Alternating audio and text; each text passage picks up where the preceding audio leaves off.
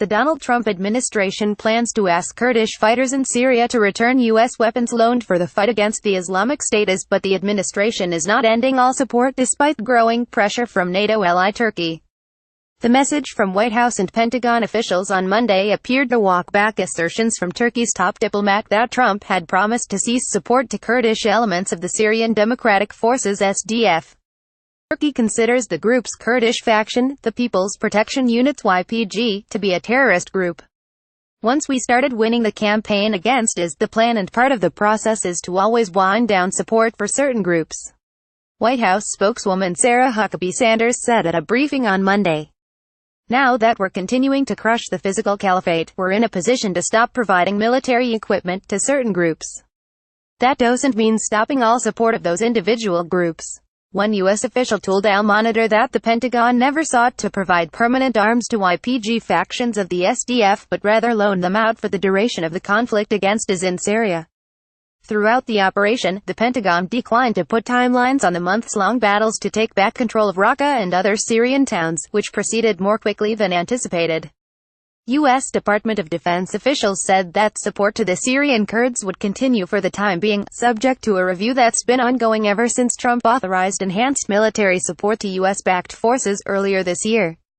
Recently, the U.S. government provided communications equipment to the Raqqa Internal Security Force, a Kurdish and Arab police unit charged with stabilizing the area after the fall of IS, and coalition officials say they have received no orders to stop giving out Pentagon equipment in Syria. "We are taking a hard look at the adjustments that need to be made to support our Kurdish partners," said Col. Rob Manning, a Pentagon spokesman.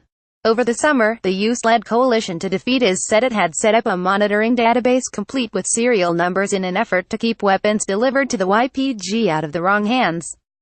So far, there have been no changes to the levels or types of support that we are providing to the SDF, a coalition official told Al-Monitor. The Defense Department said it had shared lists of major military equipment provided to the YPG, such as heavy machine guns and Humvees, with Turkey to ensure their safe return, and it intends to take back large vehicles and heavy or cruiser weapons once IS has been defeated. The effort is not unprecedented. Many of the Pentagon's efforts to recoup weapons are classified, but other attempts to track supplies to armed groups have suffered from poor record-keeping.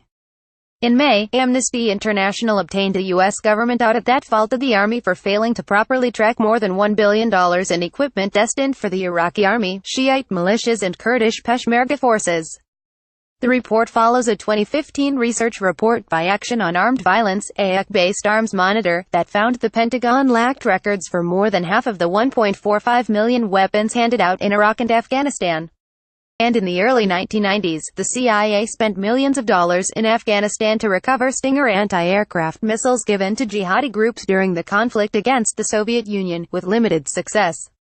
More recently, the Pentagon said it had been able to recuperate some heavy weapons from Shuhada al-Qaryatayn in Syria after the United States cut ties with the group because it decided to take on pro-Bashar al-Assad forces rather than focus on IS.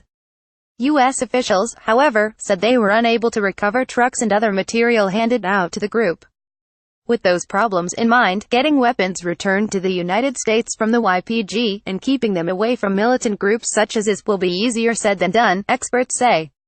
There's only so much you can do from afar to make sure the weapons stay with the intended recipient, especially on the battlefield, said Matt Schroeder, a senior researcher with Small Arms Survey, a Geneva-based project that tracks weapons and munitions around the world.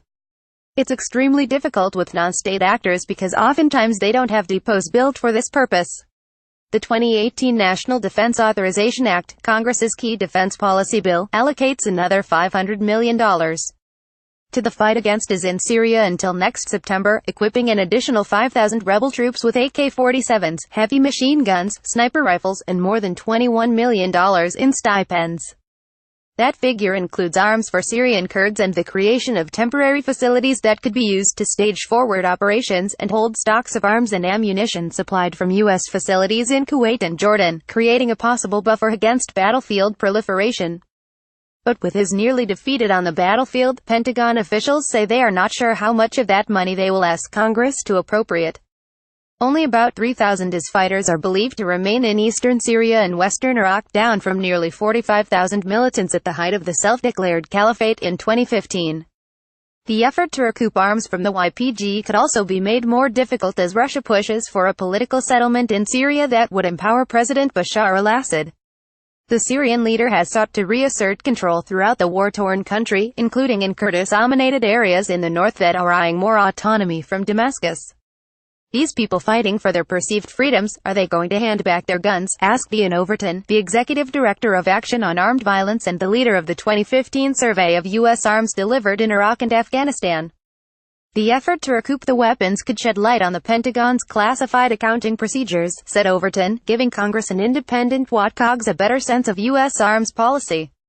He said that prior Pentagon policy has focused on arming nation-states that can track and monitor equipment, as opposed to non-state actors. The question is, where are these loans recorded? Overton told Al Monitor, it opens up a whole new Pandora's box of how the United States is arming groups around the world.